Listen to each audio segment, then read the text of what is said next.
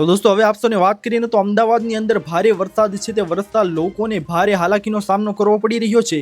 અમદાવાદની અંદર દોસ્તો વરસાદે અત્યારે રૌદ્ર સ્વરૂપ ધારણ કરી લીધું છે। એવામાં લોકોને ભારે હાલાકીનો સામનો કરવો પડી રહ્યો છે। અમદાવાદની અંદર ઓફિસથી પરત ફરી રહેલા લોકો છે તેમને ભારે ટ્રાફિક અને પાણીના કારણે સતત રસ્તા ઉપર ઊભું રહેવું પડ્યું હતું। એવામાં દોસ્તો રાત્રિ દરમિયાન અને સવાર દરમિયાન હવામાન વિભાગ દ્વારા મોટી આગાહી છે તે કરવામાં આવી છે। તો કઈ કઈ આગાહી કરવામાં આવી છે તેના વિશે આપણે વિસ્તારથી જાણીશું અને કયા કયા વિસ્તારોમાં પાણી ભરાઈ ગયા હતા તેના વિશે તમને સૌને જણાવીને તો અમદાવાદની અંદર માણેકબાગ, પકવાન, 4 રસ્તા, સિંધુ ભવન રોડ સહિત અનેક મુખ્ય માર્ગો પર વરસાદી પાણી ભરાઈ જતા લોકોને ભારે હાલાકીનો સામનો કરવો પડી રહ્યો હતો અને એવામાં તંત્ર હાલ અત્યારે એલર્ટ મોડમાં આવી ગયું છે। કયા કયા વિસ્તારોમાં દોસ્તો ઓરેન્જ એલર્ટ જાહેર કરવામાં આવ્યું છે અને કયા કયા વિસ્તારોમાં યેલો એલર્ટ જાહેર કરવામાં આવ્યું છે તેના વિશે આપણે વિસ્તારથી આગળ જાણીએ। અને એવામાં દોસ્તો સતત તમને સૌને જણાવીએ ને તો રેડ એલર્ટ છે તે જાહેર કરવામાં આવ્યું છે હવામાન વિભાગ દ્વારા રાત્રિથી સવાર દરમિયાન એટલે કે સવારે એટલે કે અત્યારે હાલના સમયમાં પણ ભારે વરસાદ છે તે અમદાવાદની અંદર સતત ચાલુ છે અને સતત વરસી રહેલા વરસાદના કારણે રાત્રે લોકો છે તે ગંભીર ભોગ બન્યા હતા વરસાદના। એવામાં દોસ્તો તંત્ર દ્વારા નીચાણવાળા વિસ્તારમાં ન જવા માટે એલર્ટ છે તે આપવામાં આવ્યું છે। અને તમને સૌને જણાવીએ ને દોસ્તો તો રાજ્યમાં વરસી રહેલા સતત વરસાદને કારણે વિવિધ જિલ્લાઓમાં સર્જાયેલ પરિસ્થિતિને ધ્યાનમાં રાખીને મુખ્યમંત્રી ભૂપેન્દ્ર પટેલે ગુરુવારે મોડી રાત્રે સ્ટેટ ઇમરજન્સી ઓપરેશન સેન્ટર એટલે કે SEOC ખાતે ઉચ્ચ સ્તરીય સમીક્ષા બેઠક છે તે યોજી હતી।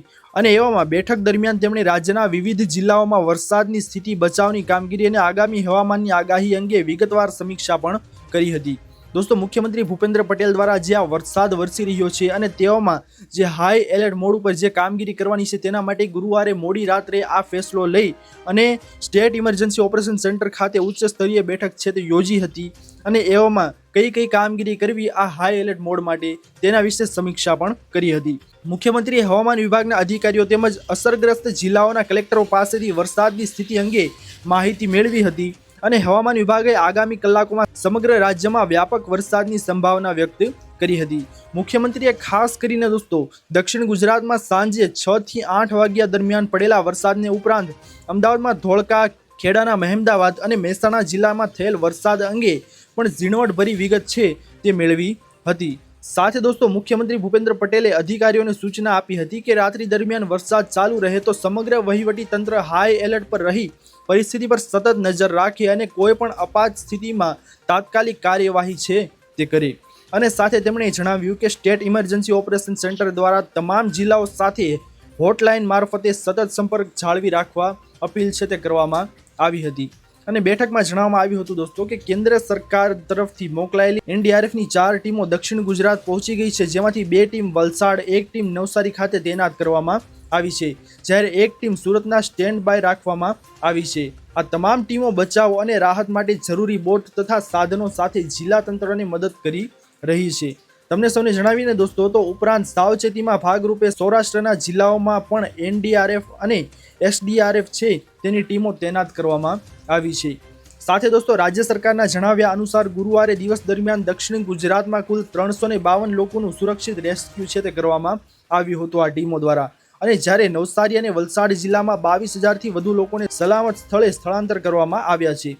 મુખ્યમંત્રી અસરગ્રસ્ત વિસ્તારોમાં વીજ પુરવઠાની સ્થિતિ અંગે પણ અધિકારીઓ પાસેથી માહિતી છે તે મેળવી હતી અને મુખ્ય સચિવ MK દાસની બેઠકમાં જણાવ્યું હતું કે રાજ્યનું સમગ્ર વહીવટી તંત્ર પૂરતું મશીનરી, માનવબળ અને જરૂરી સાધન સામગ્રી સાથે સંપૂર્ણ સજ્જ છે અને કોઈ પણ પરિસ્થિતિનો સામનો કરવા માટે તે તૈયાર છે। વધુમાં તમને સૌને આની અંદર જણાવીએ ને દોસ્તો તો બેઠકના અંતે મુખ્યમંત્રી ભૂપેન્દ્ર પટેલે વરસાદ બંધ થયા બાદ પાણી ઓસરતાની સાથે જ અસરગ્રસ્ત વિસ્તારોમાં સાફ સફાઈ, માર્ગોની મરામત અને આરોગ્ય સંબંધિત કામગીરી તાત્કાલિક શરૂ કરવા અધિકારીઓને સૂચના પણ આપી હતી। સાથે જ નાગરિકોને સુરક્ષિત રાખવા માટે તમામ વિભાગો વચ્ચે સતત સંકલન જાળવી રાખવા પણ પર ભાર મૂક્યો હતો। બીજી વસ્તુ એ દોસ્તો કે આવા વરસાદની અંદર જો તમે આવા કલરફુલ રેનકોટ કે પછી આવી કલરફુલ છત્રી છે તે લેવા માંગો છો તો નીચે અહીંયા તમને એક પોપઅપ દેખાતું હશે, જે પોપઅપ ઉપર ક્લિક કરીને તમે આ રંગબેરંગી બોટલવાળી છત્રી અને આવો રેનકોટ છે સરસ મજાનો તે લઈ શકો છો।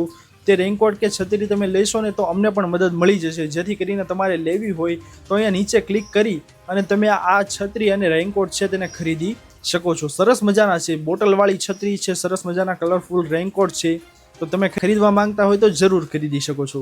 હવે તમને વધુમાં જણાવીને દોસ્તો તો અમરેલી જિલ્લાની અંદર સાથે સુરત જિલ્લાની અંદર અમદાવાદ જિલ્લાની અંદર વરસાદ છે તે સતત હાલ ચાલુ છે।